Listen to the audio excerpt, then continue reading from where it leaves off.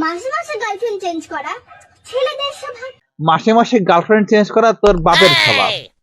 থুতু দিয়ে মারো গোতা, ঢুকে যাবে শুয়ে সুতা। তোর মুখে জুতা। দুধু খাবো। দাঁড়া।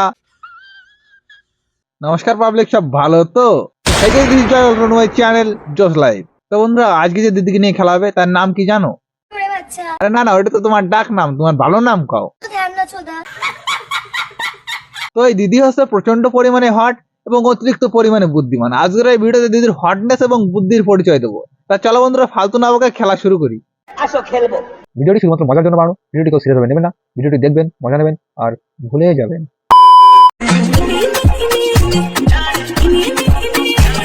দেখছো বন্ধুরা, দিদি কেমন পরিমাণে হট, মানে অতিরিক্ত পরিমাণে হট। রিলস করতে করতে দিদি ঘামিয়ে সুমে ভিজে যাচ্ছে আর বোতল বোতল ঘাম পড়তেছে দিদির গায়ের দিয়ে। মিতালি, তুই পাস কি করে করলি? তুই তো আমাকে বলেছিলি তুই সারাদিন শুয়ে থাকিস। হ্যাঁ, প্রিন্সিপালের সাথে। দেখছো তো বন্ধুরা, দিদির কেমন লেভেলের বুদ্ধি। পাস করতে হলে প্রিন্সিপালের সাথে ছুটি হবে। ওকে তো কপাল ভালো যে ইউটিউবের মালিক আর ফেসবুকের মালিক পশ্চিমবঙ্গে থাকে না, তাহলে তো ও তো তাকে সাথে শুয়ে শুয়ে চ্যানেল ভাইরাল বানায় নিত।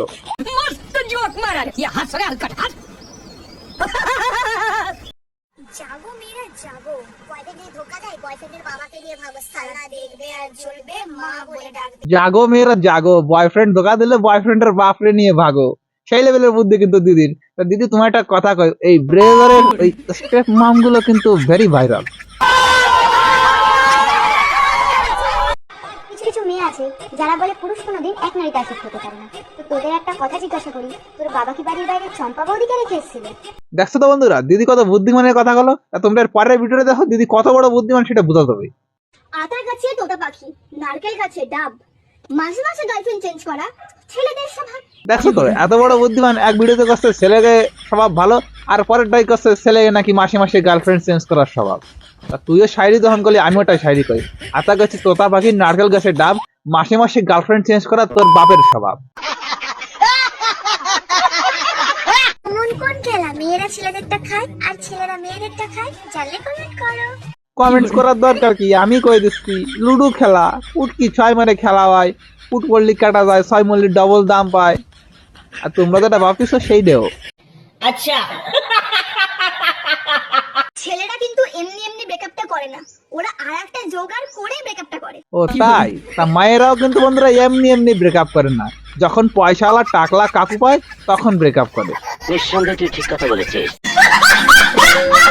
তা বন্ধুরা, দিদি কিন্তু আমাকে সেই লেভেলের হট। দিদি ভালো পাসাও নাচাতে পারে। তা দিদি, তুমি একটু পাসা নাচাই দাও তো।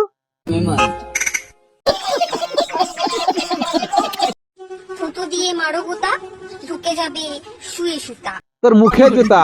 ওই কাকু মনে হয় বসে ওই থুতু দিয়ে গুতো মানে শুই ঢুকেছিল, ওই জন্যই তার কাথায় যে আকাম করে বেড়াচ্ছে। মজা আয়া।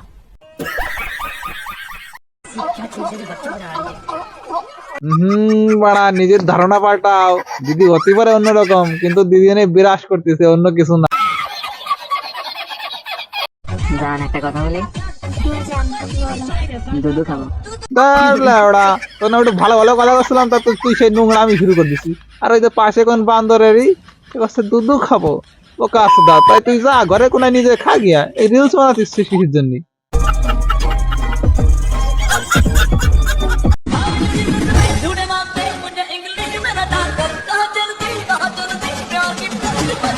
বাড়া, দিদির এক্সাইটমেন্ট বাড়ি গেছে। দিদির স্বপ্নের রাজকুমার দিদির সামনে চলে আইছে।